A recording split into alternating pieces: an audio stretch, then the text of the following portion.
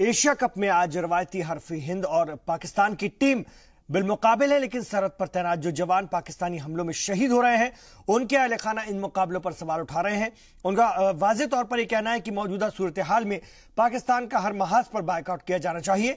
उनका कहना है कि जब तक सरहद पर अमन कायम नहीं होता और पाकिस्तान अपनी बुज़दिलाना हरकत से बाज नहीं आता, उस वक्त तक उससे हर तरह का रिश्ता मुनक़ता कर लेना चाहिए।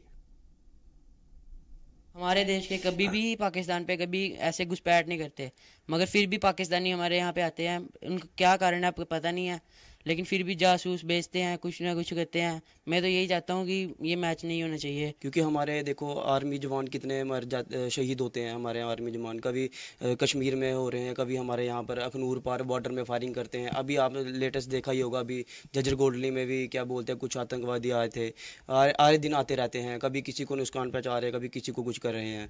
तो वहाँ पर भी हमारे जो आर्मी जवानों ने बहुत ही हिम्मत दिखा के जो कि ये जो मिशन था इसको डिस्क्लोज कर दिया है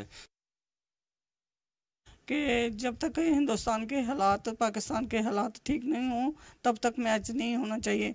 हमारे हस्बैंड एक्सपायर हुए थे, इनकाउंटर में डेथ हुई थी उनके। मेरी एज बहुत कम थी जब मेरे हस्बैंड पूरे हुए थे। छोटे छोटे बच्चे थे, 3 मेरे, वो रह गए। मुझे कोई सहारा ऐसे नहीं होता था, मैं घबरा जाती थी, मैं रोती रहती थी 24 घंटे। आज तक भी मेरे आंसू बंद नहीं हुए। तो मैं चाहती हूँ कि इनको पाकिस्तान को ऐसा सब कुछ सिखाना चाहिए कि दोबारा ये नाम नहीं लें आतंकवाद फैलाने का।